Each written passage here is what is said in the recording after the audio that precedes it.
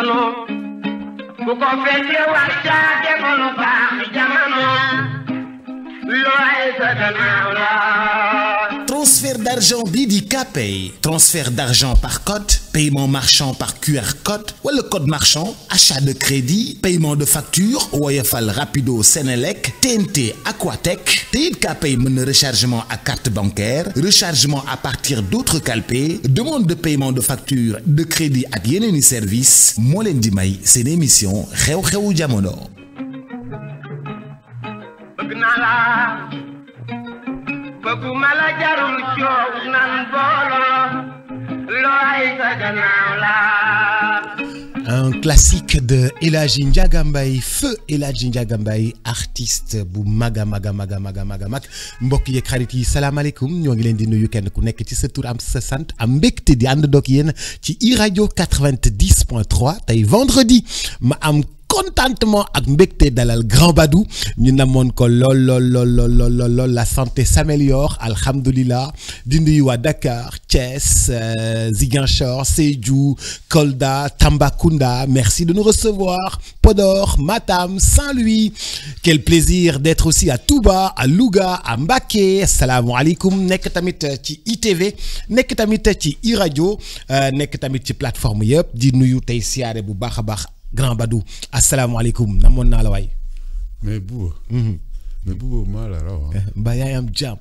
waaw mais man xam nga Bouba wax naa la même bu ñu la rombee sax teg ma ci kii bi naan laay laa gaa yi jëm boor bële sax maa ngi ci jàmm man jàmm rek laay lijjanti. même bu ñu lay yóbbu. maa la wax loolu. jàmm rek. jàmm fopp gaa yi di bind ici se repose comme ma di lu ñu demee fii quoi. nee na ba pare nag c'est di daw bu bari bii. ba un jour xanaa boo kii ñu bind la ici se repose enfin. notre père. ici non enfin. enfin. mais Grand Badou kontaan ci jot la bu baax kontaan ci nekk ak yow mais grand nag may nuyu da nga may nuru benn gaañ bu nekkoon ci benn film cowboy quoi nga may nuróol nii. waaw muy nuru benn gaañ bu nekkoon ci benn film xaw ma daal. ah bon yow daawoo joué ay film western yooyu. sama maam biñ ma tuddee. bu ma génnoon quoi ci mbedd bi xeex foofu xam nga gars yi rek temps yooyu xeex yi gars yi sëlëm fii kii fii gars yi ñëw indiwaat ci kër gi fii nga duggaat ak affaire yooyu noonu xam nga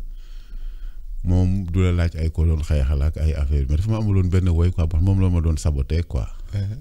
daan Badou booy kabooy la ku mu dóor nga daanu ku ko dóor du daanu waaye léeg-léeg mu ñëw ñu sëlëm ko ba dund ba mu niroog golo. Badou booy kabooy la. ku mu dóor nga daanu ku mu dóor nga daanu. waaye léeg-léeg ñu sëlëm ko ba mu niroog golo. Grand Badou trop heureux d'être en votre compagnie mais Grand Badou tey dama bëggoon waxtaanee un peu li nga xam ni moom moo di waxtaanu société. alors ki nga xam ni moom moo di sénégalais yi ci vis-à-vis de leur relation ak les pouvoirs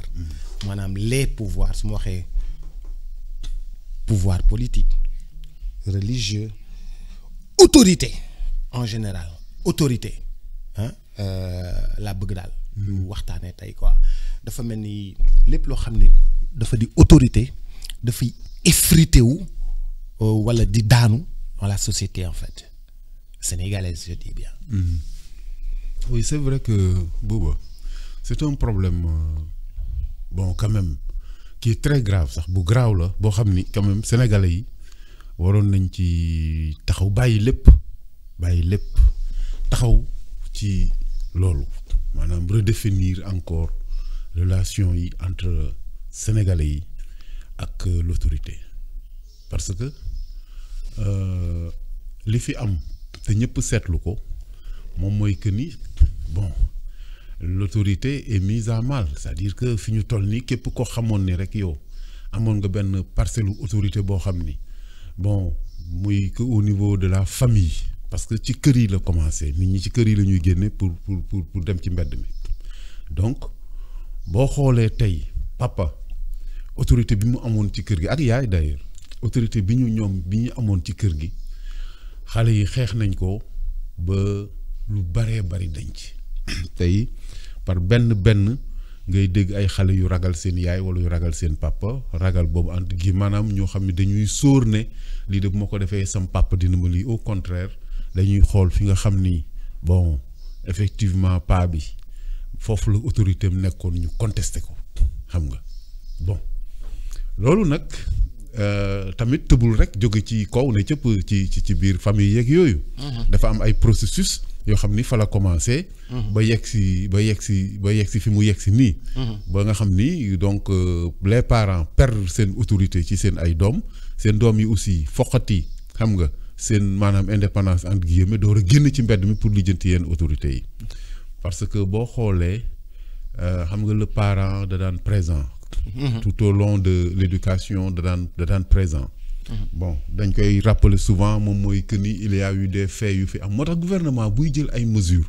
war na xool bu baax a baax ëllëg mesures yooyu lu muy jur parce que loo gis rek. jiwu la tey ji boo gouvernement ñëwee jël benn loi teg ko nii rek ëllëg dafay jur parce que dafay am ay effet yooyu dafa am lu muy jur ak yooyu yëpp.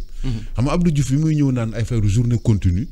moom xalaatul woon ni que jour boobu muy wax journée continue loi boobu di dox ci la commencé la famille di disloquer la famille. disloquer donc l'autorité du père bi nga xam ni ñëwatul ci kër gi nekkatu fi am na yaay yoo xam sax nekkatuñ ci kër gi ba xale yi ñoom màgg gisuñu papa bon xëy na yaay la ñuy gis te ñëpp xam nañ ni ñun ñëpp xam nañ ni yaay yi kenn mosu leen a ragal yaay yi au contraire xam nga ñoom ñoo nekkoon diggante paa yi ayoo ba sa papa ñëw ak ba sa kii ak yooyu ainsi de suite. donc y a ces explications là y a d'autres explications yoo xam ni sûrement sociologue yeeg affaire yu waroon nañ toog ñu mën ko waxtaanee xam nga ba xool ne bon voilà lii am na nan la ñu mën a def ba delloo si effectivement par rapport ak li am yëpp l'autorité au sein de la famille l'autorité au sein de l'État ak affaire yooyu noonu malheureusement nag ñun ay évaluation ak ay affaires yooyu du li nga xam ni moom la ñu aay daal. voilà loolu ñun bokkul suñu ay affaire ak yooyu voilà. mais Badou autorité bu mu mën a doon jamono yi ñu toll depuis presque 3 ans muy le religieux le xalif ou les xalifs nit yi dañ leen di wax lu leen neex le président nit yi dañ koy wax lu ko neex le général nit yi dañ koy wax lu ko neex le colonel nit yi dañ koy wax lu ko neex ci kër yi nga génnee ni mais parent bi aussi à quelques exceptions près voilà quoi ne lan moo tax nit yi boobu respect ñu amoon voué ko ñooñu noonu ces autorités là respect boobu di daanu chaque jour. waaw xam nga aussi buuba moom laa lay c'est-à-dire il faut ñu fàttali benn affaire parce que tamit loo gis rek am na lu ko waral comme li ñuy wax. xam nga fii bon il y a eu donc comme Diouf bi mu ñëwee le plan d'ajustement structurel bi mu am en 90. boo seetee tey booy yi ñuy wax fii nii tey naan wéy booy yi sont contre l'autorité ak affaire yan booy la yu juddoo ay 90 la ñu judd 90 ñu judd à partir 90 jëm 2000 yi xam nga parce que tey imaginez que ni booy bi juddu 2000 il a 25 ans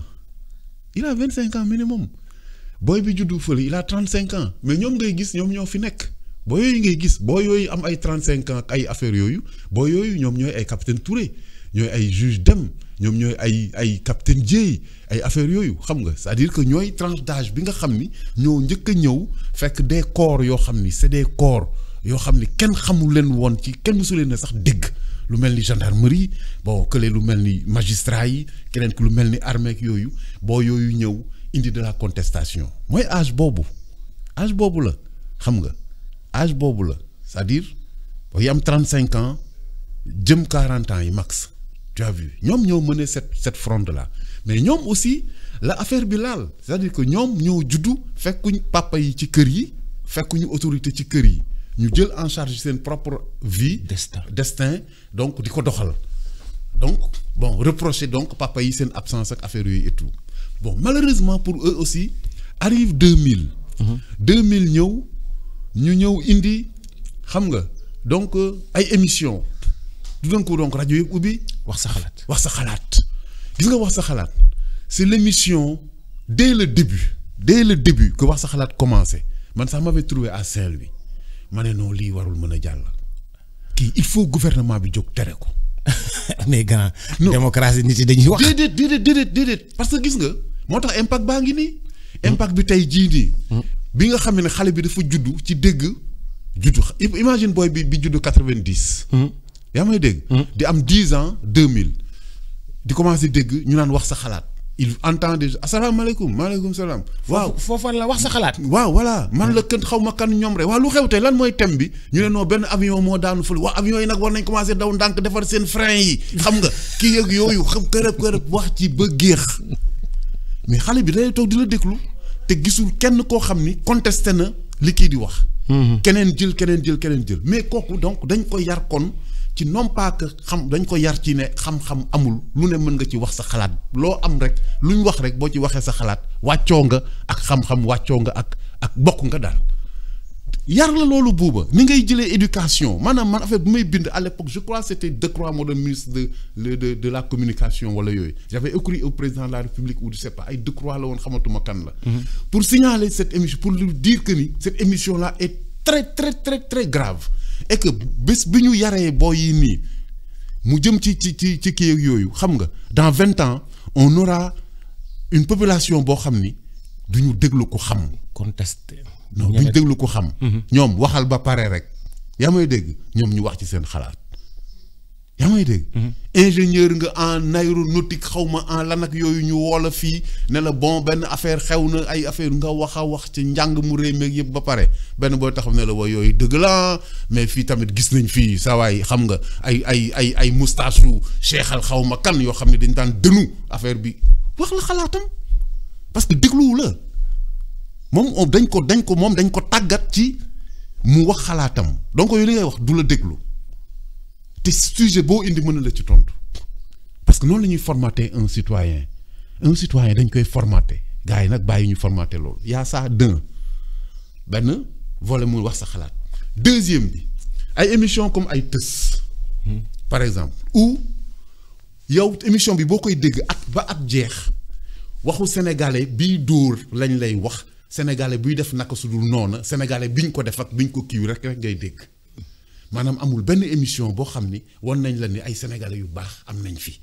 donc boo yi koy déglu màgg ak émission boobu ils se disent que sénégalais bu baax amul sénégalais dóor kat moo am gars yi dañuy dóor ainsi de suite tout de suite day màggee ak cette méfiance là mu neex ko mu naqari ko parce que dañ ko dugal ci bopp bi boo ñëw di wax ak moom waxu jàmm muy xalaat naan kii daf may dóor wala daf may lii wala affaire yooyu noonu donc qu'est-ce que ça a fait que de notre côté ni ñu doon defar citoyen boo xam ne dafa wax sa xalaat dañ ko dugal ci bopp bi noonu lañ defar ci beneen citoyen noonu lañ dugalaate ci même citoyen boobu ne ko sénégalais bu baax amul ay sénégalais yu bon rek ñoo am parce que lii ñu fiy wax chaque jour xalaas tës gis ngeen li waa ji def ak lii la kii suba ba ngoon booy bi du taseeg sénégalais bu baax mu màggee noonu alors imagine ce garçon là moo jóge am 2010 il a 20 ans rakam am na 10 ans xam nga arrive les années 2010 ak yooyu jëm ci 2020 bi noonu xam nga booy boobu taxaw et puis il voit autre chose réseau yi ñëw réseau yi bi ñu ñëwee booy bi di découvrir leneen il voit maintenant des mythes s'effondrer des mythes comme sëriñ si parce que sëriñ si moom ba heure ñu leen daan gis ñooñu day fekk ñu defar seen taxawaay ba pare wala seen toogaay donc bu leen di gis ñooñu ba léegi daf ñu am empreinte autorité beeg yooyu mais tout d'un coup il voit les marabouts ci réseau yi gis marabout bi yore ay iPhone 12 la xaw ma 16 man iPhone yi sax xaw ma franchement xam nga iPhone bu kowee xam nga sol yëre yu normal yaa may dégg ànd ak xale bu wax dëgg yàlla bakkane ak yooyu yëpp yor oto bu normal bon gars yi nee woon nañ mbàkke du war mbaam naas lay war yëpp dëgg la mais booy gis ko bu ñu gisee yooyu dañ koy interpréter ni ñu koy interpréter moom mooy lan moom mooy que kon le gars là il est comme moi ñun par exemple musuñu gis sëriñ si ci position boobu parce que à chaque fois bu ñu daan gis sëriñ si dañ leen daan ñëw il faut ñu dem ba fañ daan nekk ñoom pour gis leen donc ñoom daan nañu am temps defar seen mais léegi on les voit léegi booy dañuy mën a interpréter en se disant que ni. man ak sëriñ bi ñoo nuroo téléphone. exactement ñoo nuroo yëre. exactement. otoom laa bëgg. exactement. jeeg ju ndaw ji ci la kii. waaw de dama ciy bañ a yegg. waaw nañ ci yegg rek. te dañuy xët ci ginaar yi aussi comme ñëpp. xam nga waaw dañuy jaar dibiteurs yi waaja xam nga ay kii fii fi gars yi di tase affaire dañuy dund. léeg-léeg sax am na si sët yi nga dajeeg ñoom boîte de nuit. ah bon voilà ñuy dem ba marakis bi yëg ci ko wàccaat gars yi ne la waaw suñ bi ñaanal na la yëpp daf fi am mais booy yi dañuy ingérer il faut voir que c'est une masse nag qui va truquer là et puis y a pas que ça y a aussi l'école qui lui a menti c'est-à-dire que ni c'est une génération boo xam ni yëpp di ko fen day sa doom day jóge école ñëw ne la papa suñ madame xamul dara wala suñ maître xamul dara da nga koy dégg booy bi rendre compte ne que moom seen maître xamul dara nga ne ko la xamul dara yow da nga dof mun la waay kooku du wax sax français wolof rek lay wax parce que lan parce que effectivement indil nañ ko benn enseignant au rabais boo xam ni mu ngi jóge ci système Abdou Diouf ay volontaires ak yooyu parce que Abdou Diouf avait fermé les écoles normales bu njëkk enseignant yu normaux moo amoon parce que dañuy génne ci école normale yi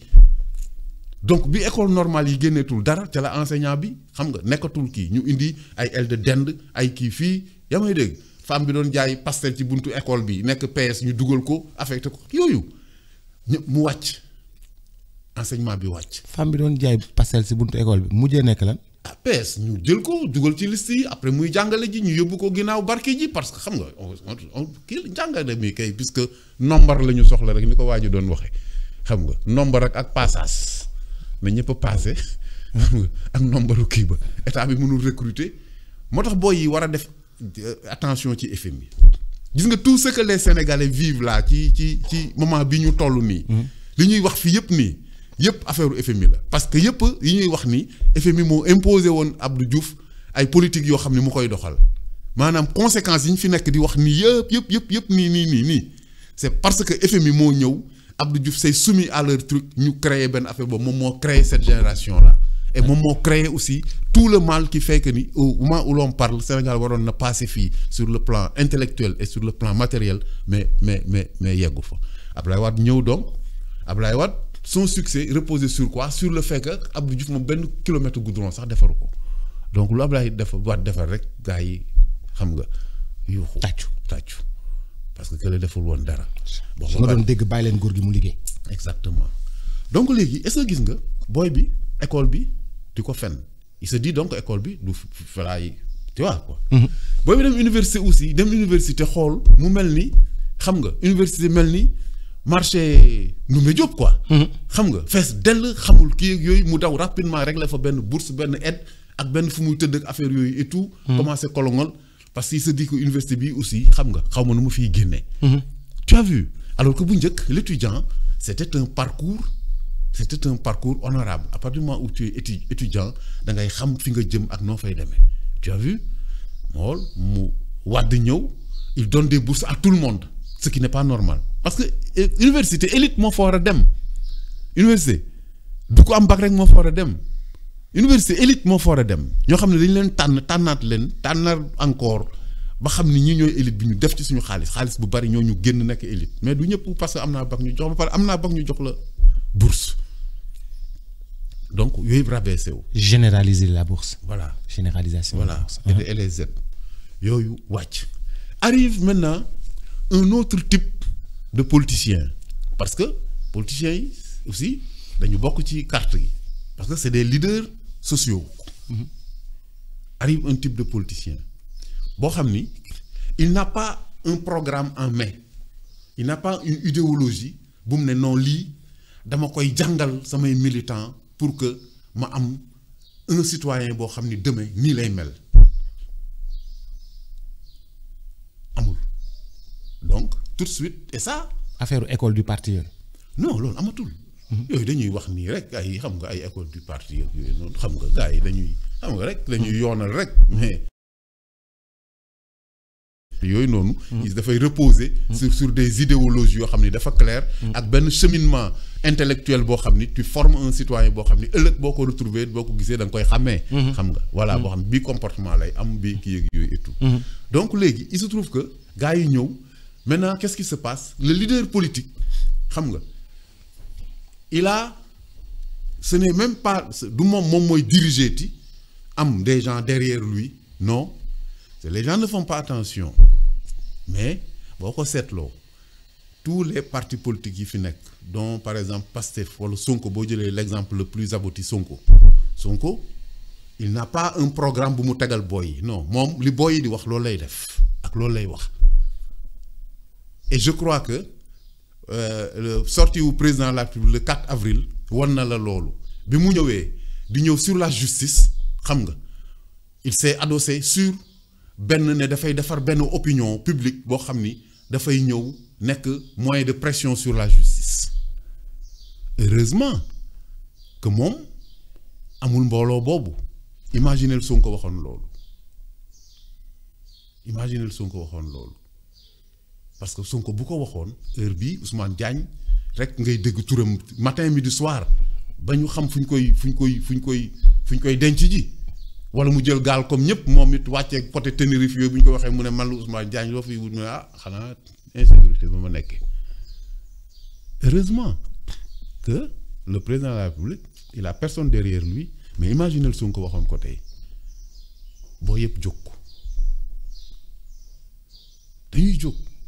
ils vont l'attaquer et ils vont le réduire à néant xam nga mais est-ce que cette opinion publique là boobu président de la République di woo pour que mu def pression sur la justice est-ce que c'est une opinion publique bu avisée est-ce que c'est une opinion publique boo xam ni dafa yeewu goo xam ni xam na ni que man li may def nii bu ma ko defee c'est contre la justice alors que la justice est un pilier boo xam ni qu'il faut que ñun ñëpp ñu kii ko yooyu est-ce que public bu boobu mu doon woo c'est un public boo xam ni qui a assez d'outils pour dire que ni effectivement def pression je vais faire pression de la bonne manière donc je vais être une opinion publique bu responsable est-ce que public boobu mu doon woo kii na ko je ne pense pas donc voilà en gros Bouba ce qui a changé par rapport ak les autorités maintenant arrivent les autorités maintenant bon yi nga xam ni c'est-à-dire les positions d'autorité xam nga tey bon les gens sont en train de s'attaquer à un secteur boo xam ni les gens ne font pas attention mais ce qu'ils font est très dangereux parce que lu tax gis nga les FDS en général comme ça des militaires des gendarmes douaniers yi affaire tous les hommes de tenue en général c'est des Sénégalais avant tout comme tout le monde xam nga qui ont renoncé à des libertés te ñoom fayuñu leen lu ëpp lu ñuy fay ñeneen ñi xam nga sûrement qu'un enseignant gagne plus qu'un policier ou un gendarme xam nga ou un douanier ainsi de suite ou un militaire mais est-ce que ñoom da nga leen dégg ñu syndiqué wu ak di wax ceeb bi ñoom jaayewuñu leen ko kilo 100 francs courant bi jaayewuñu leen ko kilowatt bi li ma koy jëndee lañ koy jëndee ñi ko ñëpp jëndee lañ koy jëndee xam nga mais ils ont choisi de se taire de renoncer à leur truc là et de servir leur pays donc ñoom ñëpp koo ci fekk ci sa devise il faut nga gis ci servir il faut nga gis ko ci nii wala ci nale et ce ne sont pas les plus idiots des Sénégalais les hommes de tenue je ne cesse de le dire dans le monde entier nag laa lay wax du Sénégal rek écoles yi gën a mag hommes de tenue yi ñoom ñoo fay dem écoles yi gën a mag technologie yi de pointe yi gën a pointu hommes de tenue yi ñoom ñoo koy jëfandikoo tey jii l'ingénieur militaire sénégalais il va aux États-Unis il va en Angleterre il va dans des pays de grande démocratie il va dans de grandes écoles il revient avec des outils tey jii nii les plus grands médecins les plus grands professeurs au Sénégal ñan la médecins militaires c'est des médecins militaires ñan ñoo fi ay colonel Diawo yooyu ñan ñoo fi def ay ñoom ñoo fi def ay lan ay kii greffe du rein affaire yooyu ak ndaw soosu def ko dalal jàmm ainsi de suite ak yooyu ay colonel Ndoumbe Gueye ñooñu ay lan lañu ay soldats lañu yoo xam dañu dëkk ci dëkk bi kenn ëppalewu leen fi ñu ne tekk nekk nag di doxal seen ay affaires parce que armée amul favoritisme boo bëggee avancer da ngay def examen nekk nga officier tey tu es officier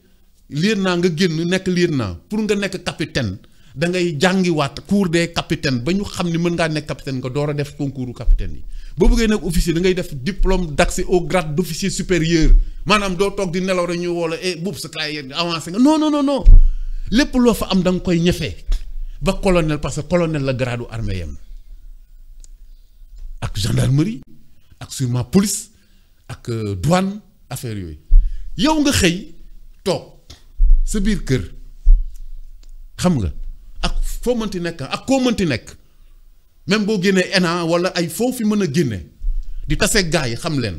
xam jàngkat yi ñan ñoo dàq jàng Sénégal fii ci école ci lycée yi du Prytanée militaire. waaw loolu yëpp nag nga bëgg a xëy benn suba ne non lii ñun d'accord ñu ci léegi man Badou Ndao nga xam ni prouvé wu ma dara xam nga ci lenn ak ci dara parce que concours yi c'est ouvert à tout le monde man defuma concours defuma benn concours pour nekk dara defuma concours pour nekk fonctionnaire defuma dara lu dul toog suñu koñ nekk fa di wax bàyyi lii bàyyi laa ma xëy nag man Badou Ndao di war a wax ci colonel yooyu lan laa war a wax man ci colonel yooyu waruma si wax parce que ñooñu fa ñu jaar man jaaruma fa sûrement jaaruma parce que mënuma faa jaar point dañ waxante dëgg loolu moom mooy dëgg bi léegi nag gis nga ñi nga xam ne tey parce que il constitue un nombre xalaat nañu ne ñoom boo nee kii day làkk kii déggul français ñu ne non duñu sax duñu ay français mais fii la langue officielle c'est le français boo fi bëggee wax bëgg fi lii wane sa bopp da ngay wax français bu normal bu correct waaw boo koy bind nga bind ko ñu xam ne yow mi li ngay wax mën nga ko ñu ne non ñun sax français bi on s'en fout ah bon d'accord ok allez xam nga voilà waa ji xamul dara parce que mënul appréhender la diplomatie internationale xamul lu xew xamul géopolitique mondiale bi xamul lu muy waxe xamul lu muy kii affaire ñu ne bon non on s'en fiche maanaam bëgg a jël un nombre boo xam ni ñoom li ñu bëgg moom mooy ñoom fi ñu mënul a yegg ay nit yegg nañ fa ñu ne lu tax ñooñu yegg foofu léegi na ñëpp mel ni ñun loolu mënul nekk loolu mënul ne te tôt ou tard ñu ko fi bëgg a imposer dinañ imposer la confrontation parce que ce sera la confrontation entre la médiocrité et l'excellence te excellence du nangu médiocrité di ko rey amul fenn ci àdduna bi foo xam ni médiocrité bi jóg na ba ne xaaral ñu rey l'excellence mu dee mënul nekk parce que ñi excellent ñoo ëpp xam-xam ñoo ëpp moyen ñoo ëpp lépp waaw toi le médiocre ay pexe benn pexe ngay am ak yooyu kële am fukki pexe parce que ni mu la ko wane woon ci boor bee noonu la koy wane ci boor bële quel que soit le nombre nag te il faut se méfier des minorités et il ne faut pas créer des réflexes de minorité gis nga dëkk yi nga xam ne ñoo gën a stable ci monde bi mooy dëkk yi nga xam ni les minorités dañ leen di protéger parce que ñoom ñooy dans le monde entier minorités yi ñoom ñooy jël le pouvoir Sénégal gi est-ce que politiciens yi ñoo fi ëpp ñu fi pourtant ñoom ñoo yore le pouvoir ëpp ñu fi dans d'autres pays pareil ainsi de suite ak yooyu donc il faut que les gens fassent attention si benn affaire boo xam ni tey autorité bi nga xam ni tey ñu ne woy autorité bi daf fi war a deñ na booy xalaat ne ñoom dans 10-20 ans ñoom ñooy toll ci xam nga waaw war a exercer l'autorité parce qu'ils sont au sommet léegi ban kan la ñuy amal affaire moo tax il faut que état bi comme je disais tantôt nit ñi jóg dans la restauration de l'autorité que ce soit dans la famille mais autorité bi du gaaw a dellu si waat de gars yi jël nañ seen indépendance ba pare non gars yi jël nañ seen indépendance ba pare fii autorité religieuse bi effrité wu na ba pare waaw autorité militaire bi liñ ko wax mësuñu ko wax autorité ci réew mi autorité militaire bi liñ ko wax waaw xaaral rek autorité religieuse bi même chose autorité présidentielle bi li ñu ko wax day teg ñu dindi ne ko defuñu li nga wax dëgg la mais donc affaire bi du amul nañ ci jóg loolu mënatul nekk si mën na nekk buuba xam nga lan la c'est-à-dire xam nga tey ce gouvernement là bi mu ñëwee ma xam ne il a les outils am na outils yi parce que am na outil populaire am na assise populaire boobu moo ko waroon may mu ne xaaral ma xeex l'indiscipline parce que yooyu yëpp ay c'est des ay corollaire la ay l'indiscipline ay kenn ku ne def lu la neex nu mu la neexee fu mu la neexee affaire yooyu et tout c'est-à-dire que ñoom ils ont trouvé un pays boo xam ne au lieu ñu toog fi naan non Sénégal c'est en ruine dafa xawma lan ak lan affaire yi ils ont un pays trouver un pays qui marche en tout cas ba bi ñu fiy ñëw ñu ngi fay solde yi sénégalais yaa ngi dem di ñëw essence manqué wul dugub manqué wul ceeb manqué wul dara manqué wul donc mënuñu fi ñëw di fi créer benn situation boo xam ne amu fi donc ñoom li ñu waroon a def bu fekkee dañ bëgg a liggéey c'est de s'attaquer justement à ce qui fait le talon d'Achille du Sénégal gis nga booba bu ñu continuer le Sénégal va disparaître gis nga lii nii ñu nekkee nii bu ñu ko continuer nii le Sénégal va disparaître sénégalais yi dinañ toog ba dëkk bi dootuñ fi doon dara xaw ma xam nañ ko ou xamuñu ko parce que comme li woykat bi doon wax borom xam-xam bi wax ko c'est-à-dire boo yoree loo xamul xam nga waaw keneen jóge fële gën la koo xam ne ko coppet yóbbu c'est la même chose ce qui est en train d'arriver aux Sénégalais maintenant nag il y a aussi que il y a des réformes qui doivent être faites c'est-à-dire que tey les khalifes généraux ak tarixa yëpp yi fi nekk diggante 2019 ak 2024 li fi xew yëpp waroon na leen jox jàngat bu leer nañ boo xam ni kon war nañoo gis ne effectivement y a quelque chose qui a changé. xalif yi da nga dégg ñu ne du ma wax sax su ma waxee ñu saaga ma. waaye wala sax su ma waxee sax saaga leen sax. voilà très bien ndeysaan xam nga. voilà léegi nag loolu cela veut dire que ni ñoom aussi am na li nga xam ni dafa war a changer. xëy na aussi le mode d'élection mode bi ñuy désigner xalif bi xëy na même bu changé wul war nañu changer ba nga xam ni les talibés parce que tamit talibé bu demee ba nga xam na ni moo dàq jàng sëñ bi. taalibe bi dem ba xam ni moo gën a vertueux sëñ bi ak yooyu yëpp noonu day dem ba benn moment lu bari dootu ko nangu yooyu yëpp nag da ngay defar clergé maanaam da ngay jël xalif bi mu ngi fi xëy na mais nga defar cadre boo xam ni ñëpp dañ koy bokk notable yi tase fa xam nga du ne par exemple ñi sant lii rek ñoo fay tase déedéet mais ñëpp ñoo xam ni ñoom ñooy téye ci tarixa bi bu dee ci murit yi ñu xool taalibe yu mag yi nga xam ne ñooy grand baykat yi wala grand yi nga xam ne ñoo téye murit gi ainsi de suite indi mbàkke yi nga xam ne effectivement ñoo kii ñu nga xam ne lépp li nga xam ni dañ koo jël te nit ñi bokk ko ñu boole leen ci maanaam il faudrait que yooyu ñu envisager ko mais léegi bu fekkee dañ jël benn méthode muy dem mais léppay changer dans la vie buuba bu dara ñëwul ne fa tout léppay changer église bi melul woon nii le pape melul woon nii le pape était suzerain c'est-à-dire que le pape ba muy nekk ci diggu dooleem day xëy woo buuru Europe yëpp ne leen kaay leen ngeen xeex a jël ma contre ñoom Boubacar ñooñu jóg dem xeex a jël ko il était suzerain il était roi des rois loolu dem di deñ ba pape bi fu mu toll ñuy def ay concile ak ay ainsi de suite ak yooyu parce que il faut ñuy évoluer di ànd ak jamono di xam ni kat lii newoon na mais wan na tey tu vois ñu ne kon nañ changer ci nii. nañu apporter ce truc là ak faire yooyu et je crois que noonu la pouvoir yi di mën a préserver woo pour que ëllëg ñu fekk fi tarixa yi aussi bon taalibe yi gën ci am seen ay implications léegi. mais pourtant taalibe yi yu bëri fa ñu newoon ñi nga fa ba tey de. waaw d'accord naa. ñu newoon ñi nga fa ba tey de dañoo am seen ngëm-ngëm te ngëm-ngëm dafa fort ci nit. waaw mais ba booba loolu laa lay wax nii. moo tax ma ni la. nit ki nag bu fekkee ni yow xam nga tey jii yow li nga xam ne man loolu laa gëm. ñu teg ko say loxo ba pare yow man ma ëppale ci ngëm-ngëm est-ce que da ma ci ëpp place xam nga yooyu ça se pose c'est des débats qui se posent man li may wax nii dama ko xam parce que nous on est une famille mouride boo xam doo ñëw suma kër fekkoo fa mbàkke wala fekkoo fa paaleen wala dara mënul nekk je sais de quoi je parle et ce débat là se pose depuis longtemps boo demee tey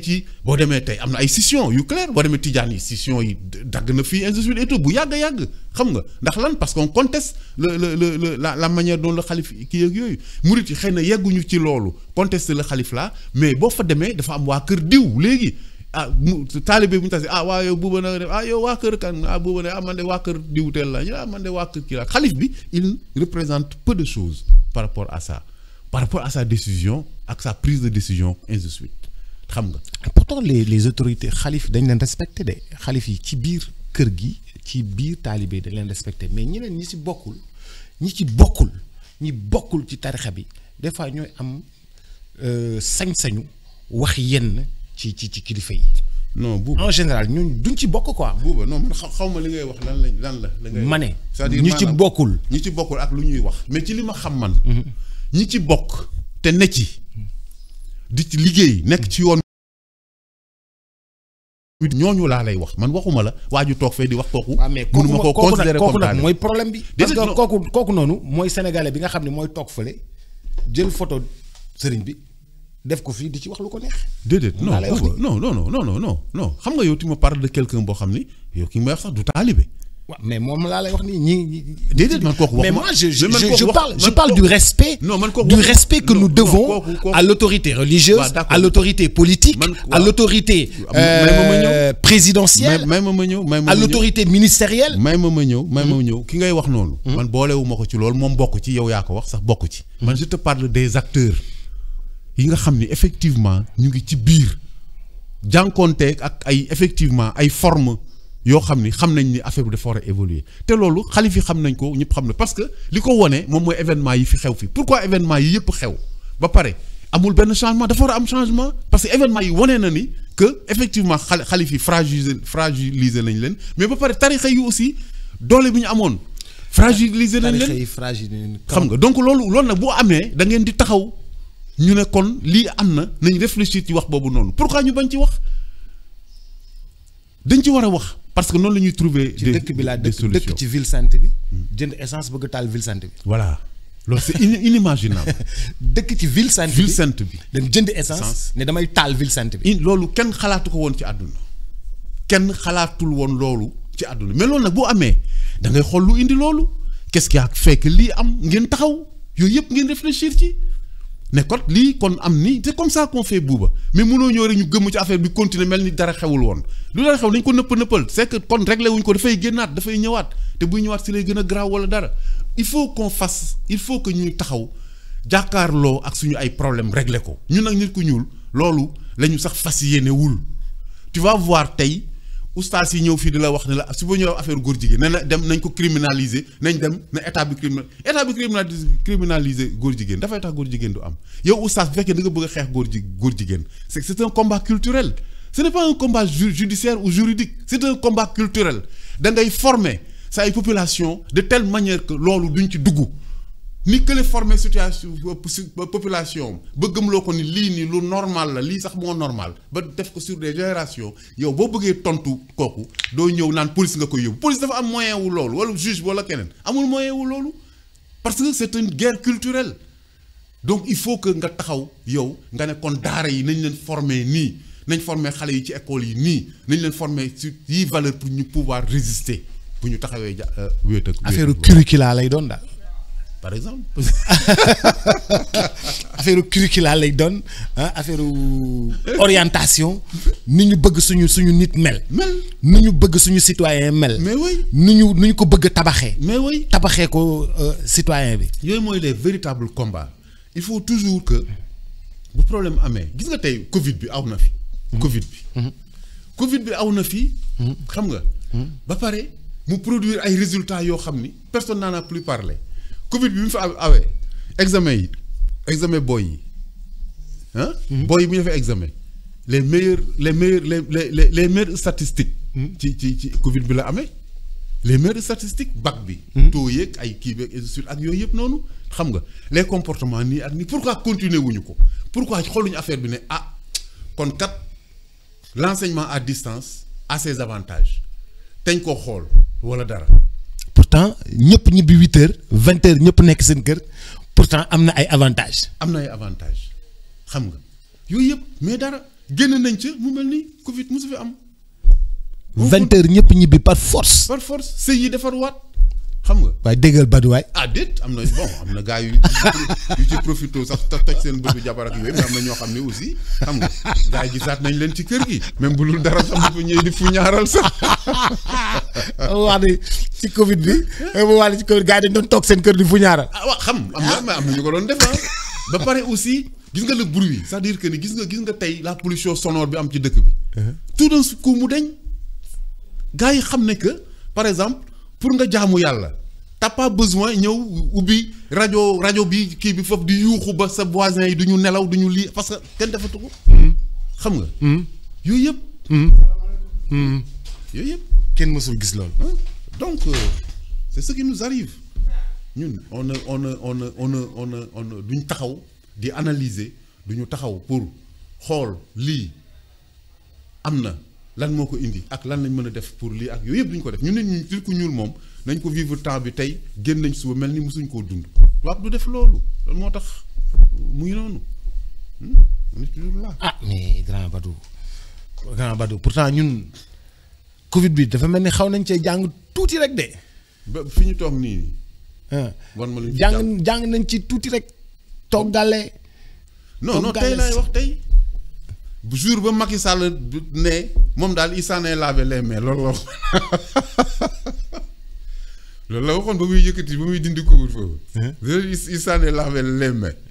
loolu la waxoon. loolu très bien mais ci la aussi les pères de famille aussi s'en sont lavé les pieds ñoom aussi solaat seen dàll xam nga réeriwaat waaw ñii dem kër Mendy toog foofu ñii dem kër kii toog na la ñii kii ak yooyu xam nga boo xun ma la couvre-feu bi ainsi de suite. Mais il y a eu des avancées sur l'enseignement, sur le travail, sur l'administration. Ça pouvait profiter à l'administration. Tey jii nii administration bi ni ñu toll nii même boo ci boolee enseignement bi l'enseignement à distance war na mën a jël 3/4 de l'enseignement xam nga di ko def tey jii nii bureau yu bari yoo xam ne dafa nekk fii nii nit ñi di fa xëy suba ba ngoon ak yooyu amatul sa raison d'être boo nekkee sa liggéey travail à distance da ngay mën a délivrer des documents délivrer des trucs affaires yooyu et tout. amatul maanaam yëpp ça devait nous servir mais servir uñu xam nga parce que justement on ne s'arrête jamais on n'évalue pas te du ñu essayer aussi li nga xam ne aw na fi ñu capitaliser ko xam nga essayer xool lan lañ ci mën a tirer le mieux pour nous donc moom mooy dans tous les domaines sur l'autorité Abdou Diouf ñëw na toj na les maisons xam nga ok loolu am na l'État doit se maintenant trouver beneen ressort xam nga pour pouvoir réunir encore les Sénégalais autour de quelque chose tu as vu bon alors tey mu ngi nii l'État est là en train ne dafay ñëw fii di xeex ak ay journaux yeeg xaw ma ay lan ak lan l'État devrait élaborer des programmes d'éducation yu mën a contre ay tës ay lii ay lëleeg industrie xam nga. grand doo bàyyi ay tës. mais si non ñoo yàq dëkk bi. waaw bàyyi li ngay def waaye grand. amul li ngay def non bàyyi li ngay def waaye. non ma ne xoolal ma ne l'État loolu la waroon a def. yaa may dégg. contre loolu. donc à la place. puisque tës. mais ça c'est des faits divers. journaux yi dañuy bind faits divers c'est des faits divers parlés seulement. mais faits divers bi ñuy écrire. faits divers bi dañ koy bind bi dañ koy wax rek. ma ne buuba. bu fekkee ni yow li tës ak xalaas yàq ci dëkk bi xamoo ko kon yow dëkkoo fii même ñun père de famille yi xam nañ ko mais je veux juste dire une chose c'est-à-dire que l'État xam nga mënul tere tës mënul tere xalaas. mais au moins l'État jël ay contenu subventionner les télés ñu koy def ay contenu def ay jeux def ay kii yoo xam ne dafay formater le Sénégalais par rapport à ce travail néfaste bi ñële di def. on est des bons Sénégalais maa la fiy jox léegi ay bons Sénégalais ils sont là. ñoom ñooy doxal dëkk bi ana booyu polytechnique yi bés bouton bi satellite bi dem ana ñeneen ñoo xam ne kenn xamu leen fii ci dëkk bi ana monsieur tel monsieur les gens des gros savants sénégalais kenn du leen dégg à côté benn kii nga fay dégg politicien xam nga waaw Badou Ndaw le lion de waaye mbaam ak te fekk na Badou Ndaw du dara inventé wul dara njàngam sax boppu koñ bi il faut qu'on change les paradigmes c'est ça la vérité. ñiy doxal te ne ci suuf mais ñoom dañuy bañ a génn aussi. mu génn leen fa.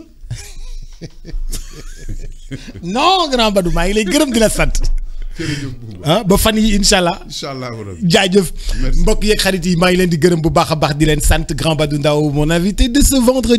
vendredi prochain Baba Ndiaye sera bien au rendez-vous sur ce plateau et puis avec un autre invité nous sommes vendredi le temps de vous dire merci à toutes et à tous ciao et à très vite. Transfert d'argent bii di Kpay transfert d'argent par code paiement marchand par QR code wala code marchand achat de crédit paiement de facture